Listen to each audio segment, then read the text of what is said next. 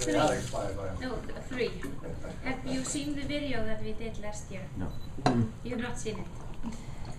This is a campaign and we started last year when the volcanic eruption started, and I want to tell you a little bit about the story behind it and what actually happened and what was going on, and like Jón said, the plan is to actually use this in the future as well. This is inspired by Iceland, the ideology behind it as our main branding work. Like Jón said, the tourism industry in Iceland is the 3rd largest industry after aluminium and fishing industry, and the tourism creates 20% of the foreign currency income to Iceland, and it's 11.5% of our GDP. Iceland receives more tourists to Iceland than its inhabitants. It's 502,000, like you saw.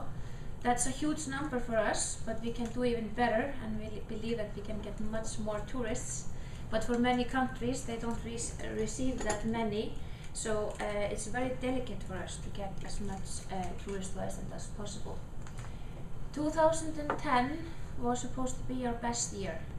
We expected a growth between 10 and 20% in the beginning of the year, and everyone were very, just in a really good mood after the financial crisis and everything, and they was a really positive outlook in the industry. And we even had this small eruption last Easter, which attracted a lot of tourists to Iceland. And like we say, this is part of our culture, this is part of what Iceland is volcanic eruption, earthquakes and things like this. But not always do we affect the whole of Europe with with the ash and everything. But like you see in this picture, this is something that happens occasionally, and we think this is one of the attractions of Iceland that is ever changing, and there's a new landscape happening. The Big Brother, like we call it, started on the 13th of April last year, and I don't know if I might, do you see it properly? Because I have some videos to show you later on. So these are the contours of Iceland, and the volcano is here on the south coast, and there are northerly winds all the time, bringing the ash down to... So the ash wasn't really affecting us in Iceland. Our daily life continued, except for this, of course, the small area, which was around 14 farms, and the airport in Iceland only closed for 1 day. So you can see it was affecting much more Europe than us.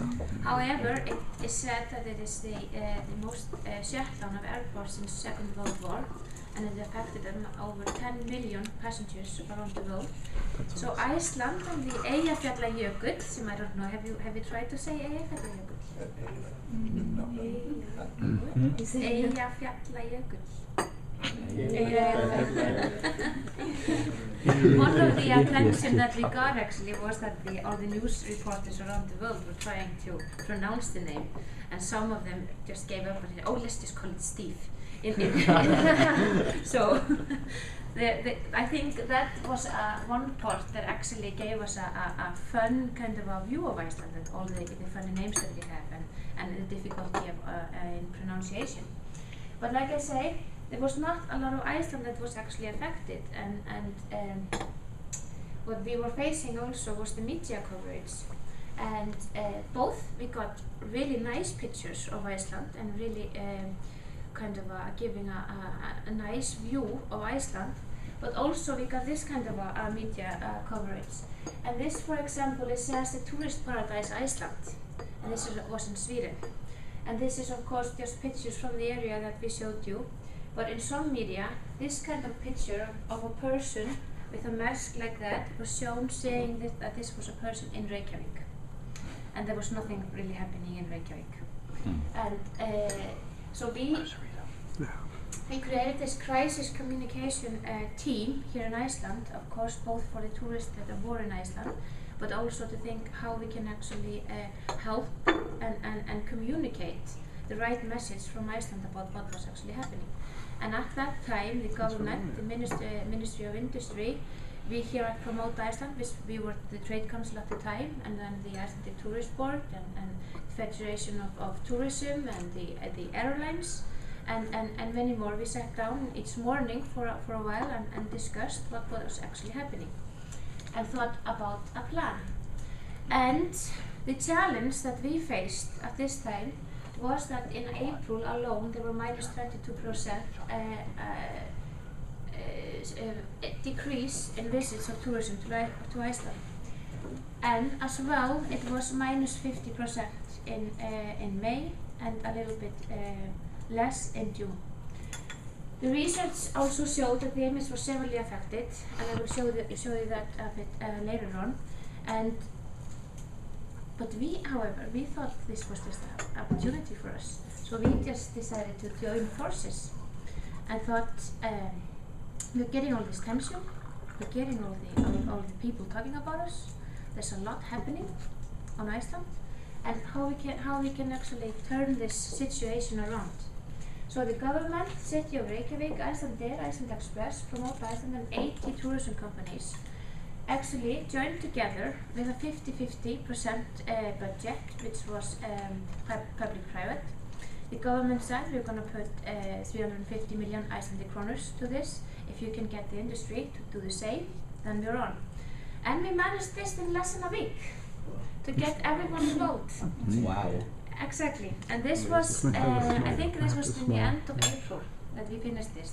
The volcano started on 13th or 14th of April, and we did this in the end of April. We got advertising agencies to pitch for us in the beginning of May, and the first adverts were shown in, I think it was in Guardian or Independent, on the 24th of May. And then we put down some goals for the whole campaign, and one of them was this one: business reverse the decline in tourism numbers. So this was a bit of like a crisis situation. The companies were very concerned about the outlook, if they were actually getting less tourists over the summer, that they would actually survive the summer. So this was, in that sense, we wanted to save the summer.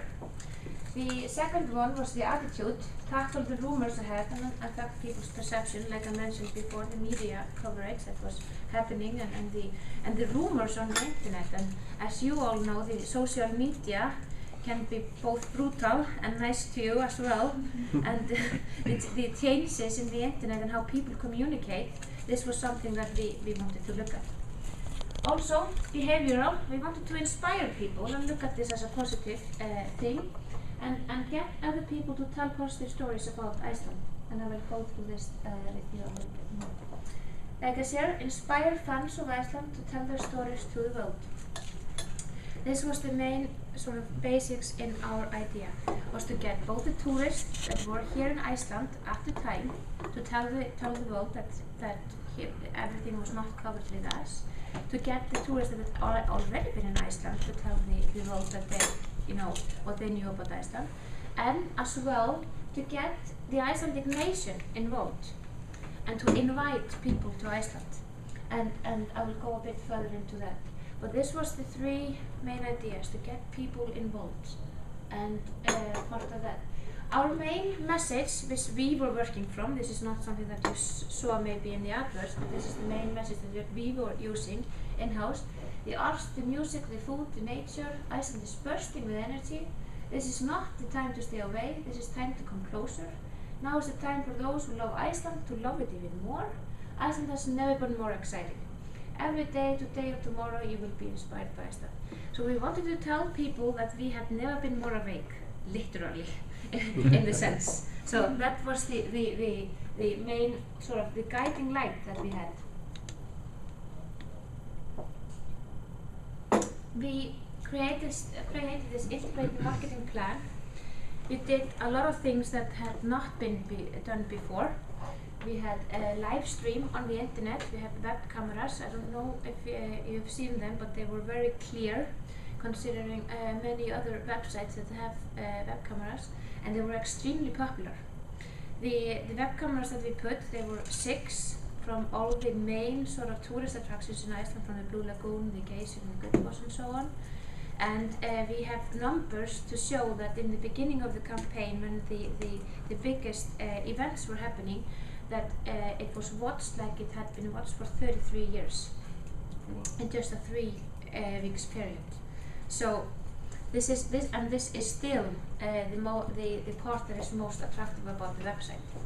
The website we put on air in 31st of May last year, inspired by Iceland.com, and that one is still running, and there's a lot of interviews and a lot of things that you are able to do. For example, send e-cards from Iceland, and of course share stories, give your stories to the website.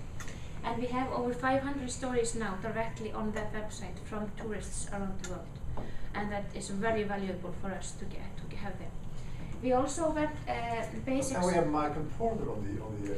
That's the yes, and we also have ambassadors there. We call them ambassadors, and Michael Porter is one of them. That is telling people about how fascinated he is about Iceland. We have Eric Clapton. We have Yoko Ono, Viggo Mortensen, and many more. And I will show you a little taste of this later on. The fundamental of the campaign was through the website and the social media. But also we had Iceland Hour on 3rd June, where we got the whole nation to actually invite people to come to Iceland with a little video that I will show you later on. And with this, at the Iceland Hour... We got all employers in Iceland to give their employees some free time between 1 and 2 o'clock in the afternoon to send emails to their friends abroad mentioning this campaign. And we got a third of the nation. 1/3 of the nation sent out a message. How did you reach out to everyone? The Prime Minister helped us, and also we sent out to all the emailers that we have. We have a good network here at Promote Iceland as well, and we got the Federation of Employees to also encourage people. And we had like in the news the night before we had encouragement, but also we used, like for example, Facebook a lot, and it was actually incredible. And I still wish that I could have taken a picture of the Facebook the night before when I put the video and one other, and then the morning after we opened it, and it was just covered with the video. Yeah. So it was unbelievable how people.